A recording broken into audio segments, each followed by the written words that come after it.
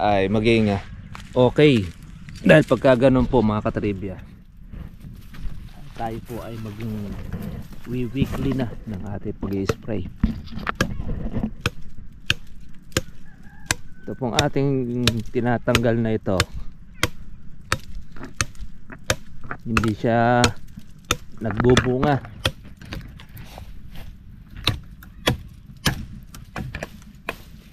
Yan, babantay na lang natin dyan ito, kasi yan possible na tumubo uli yung kalamanda rin.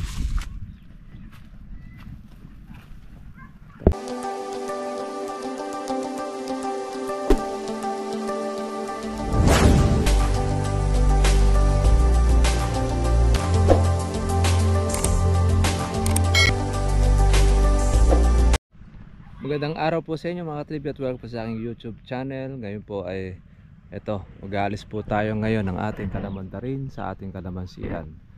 Yan po yung nakakalusot po sa atin ngayon, maati po naman siyang mahaharap po ngayon. Yung pong ating pong mga bunga, ito na, maliliit na po siyang mga buko na. Yan, gamunggo na ang tawag dito sa amin, yung ganyan pong size. Hari nawa sana ay maging okay. Dahil pagka ganun po mga katribya, tayo po ay maging weekly na ng ating pag-i-spray. Ito pong ating tinatanggal na ito, hindi siya nagbubunga.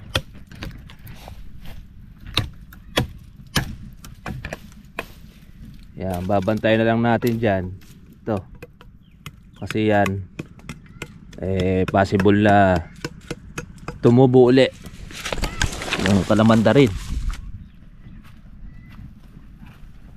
Ito kasi yung original.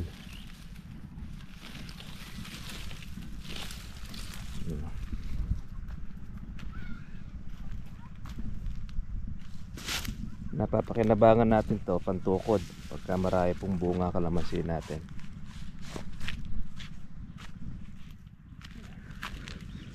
Lagay natin sa safe dahil delikado ito pagka natapakan, mahaba po ang tulis.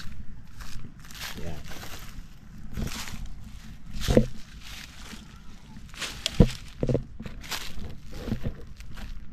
Lahat po noong ating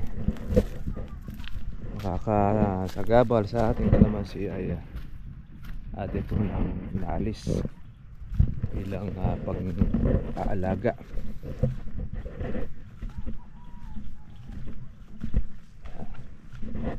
Pang-apat na araw itong ating herbicide, dilaw na.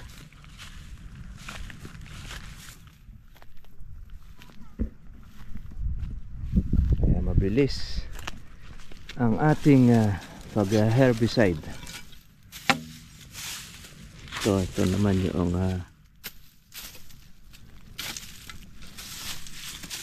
baging.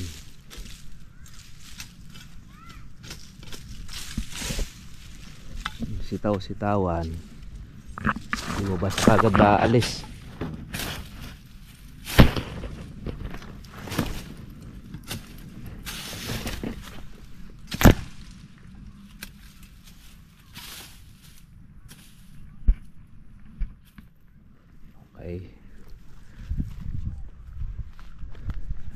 Yan pagka may bulaklak, hindi natin po pwedeng hatakin. Ngayon ay tagtag na po ang buko. Ang bulaklak buko na siya, kaya makapit na.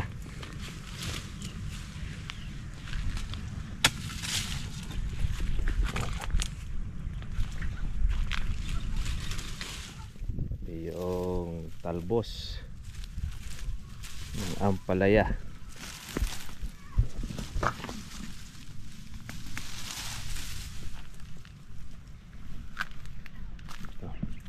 Isa rin ito sa ating inaalis.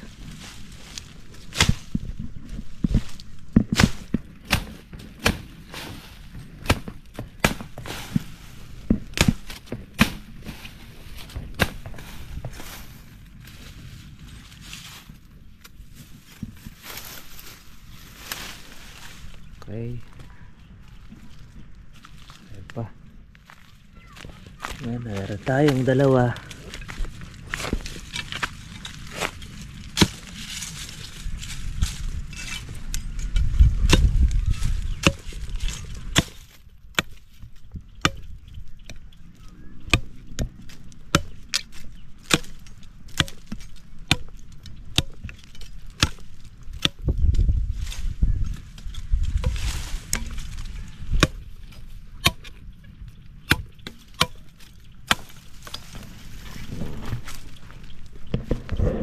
Shoutout po natin yung nagko-comment sa atin ng hindi maganda.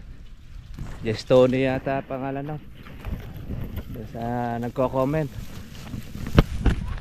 Walang magawa kundi mag-comment na hindi maayos. Mabuhay ka sana ng mas matagal. Liyanan natin siya. At bawal po ang killjoy. Baka yun ang kanyang kaligayahan. Magbas na magbas, di ba, alas sa buhay niya.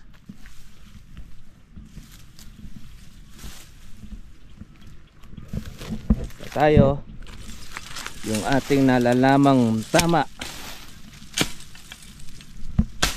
na makakatulong sa ating kapwa, iyon ang ating share.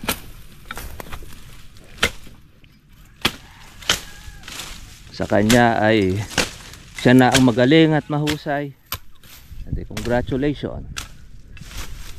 Siya na. Ikaw na ang the best. Ayan. I-spray na lang po natin ito kaninang umaga.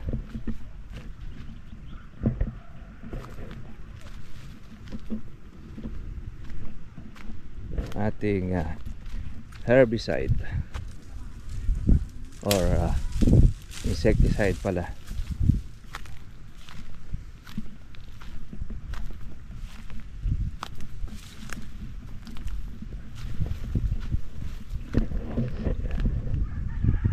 Okay, wala na.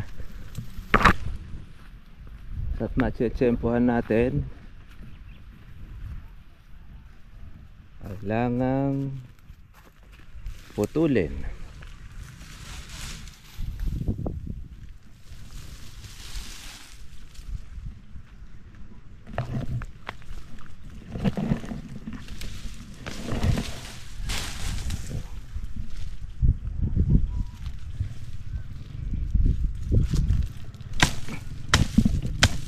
Isa ng ipil, kailangan mo na rin isagad ang putol. Kailangan lang nakapantay sa lupa para hindi ka masusuyak. Ito, masunog na itong mga damo natin.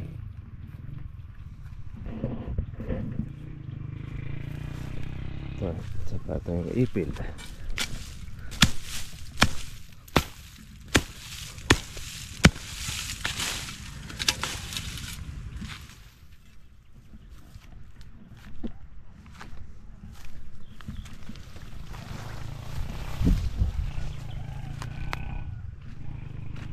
Na ang ating kalamansi.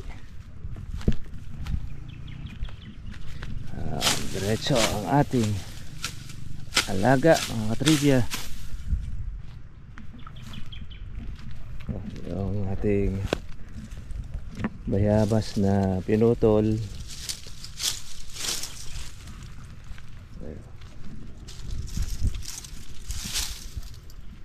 Ito, itong mga nagdadagta, yung ating po mga ka-farmers, magkakalamansi, kung ano ba gamot dito sa nagdadagta, pinaka the best, putol.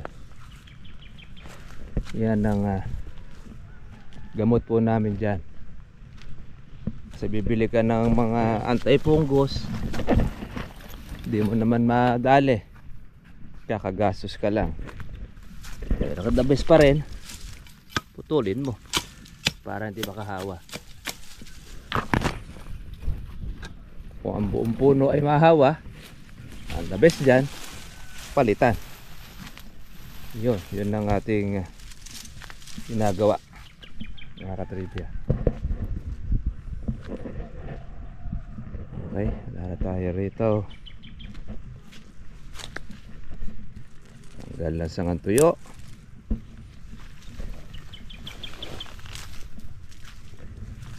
Ang ating kalamanda rin. Ito.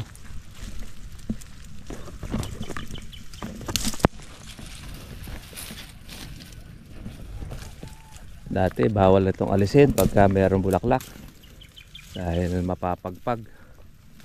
Ngayon okay na, makapit na po yung mga buko nya, tibay na. Ito, pag ganito mga katribya, pwede na nating ipapitas ang kalamansi kahit na sila po ay maghagdan, dahil makapit na po ang ating kalamansi, yung mga bunga nya. Isipin ninyo yung pongkan hanggang ngayon makapit pa rin. Talagang ayaw niyang bumitaw.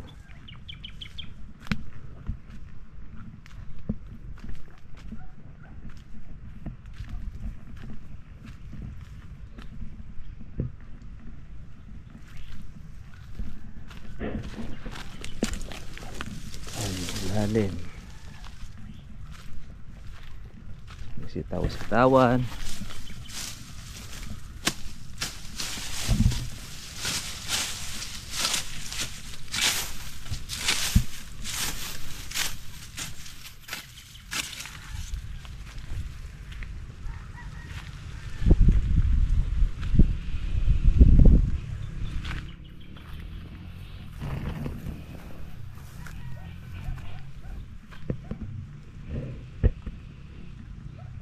Yung saging namin ito pagka mura sayo, pero pagka magulang at medyo magulang lang ng konti, hindi mo naabutan, hindi natin mapakinabangan.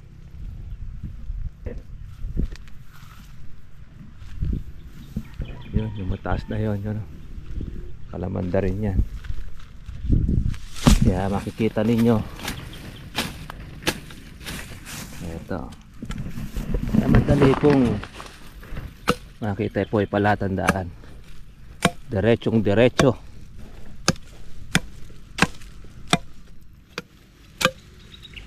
Ingat lang po sa pagtataga, baka yung katabi niya ang matamaan.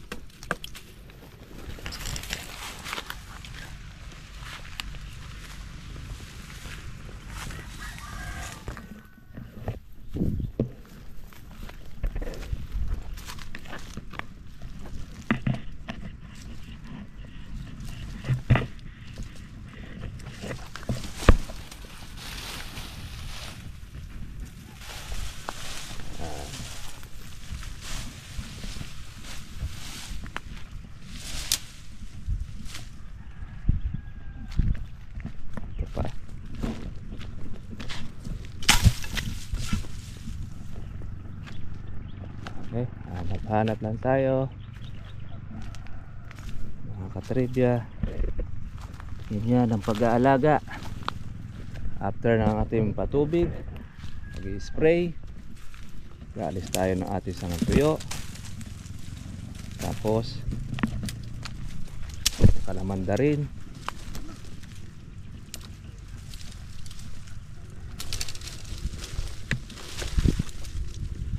After nyan, yung ating pinalalaking kalamansi.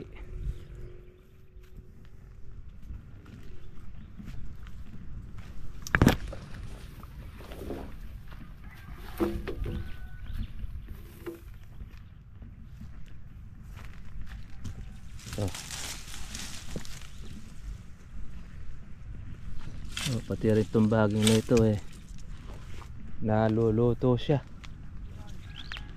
Ayos nakamenos tayo ng trabaho sa ating pag-spray. Ito yun yung natutuyo.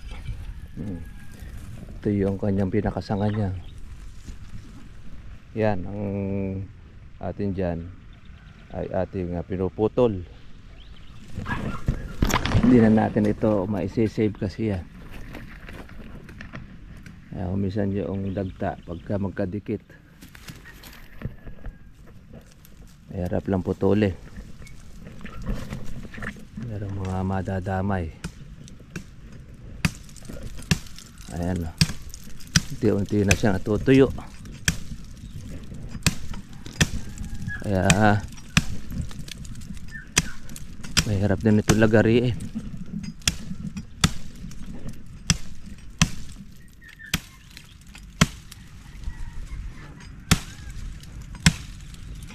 Yan ang sakit sa kalamansi.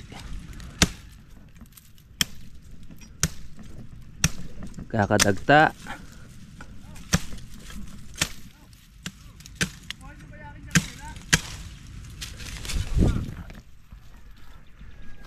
Tutuyo ang sanga.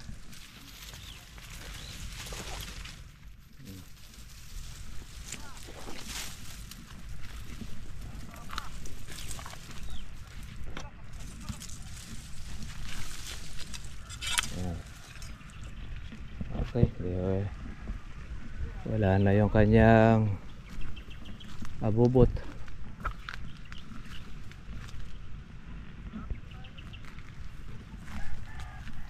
Meron tayong nakikitang ilang mga bunga pang maintenance.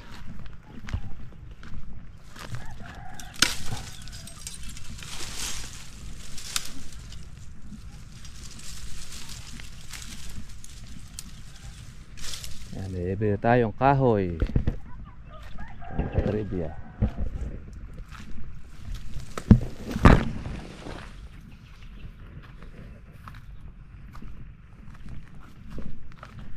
Ito pa oh.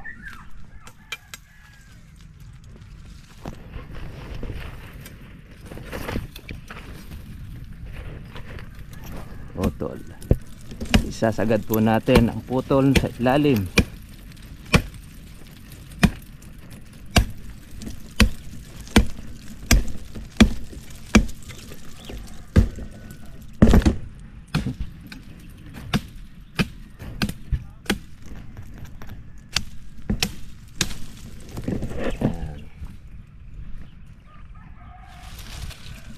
Libreng kahoy.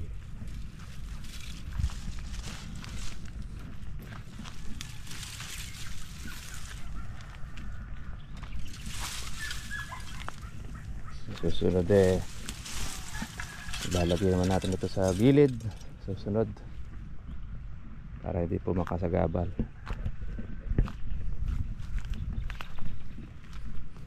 Saka natin siya puputol-putulin.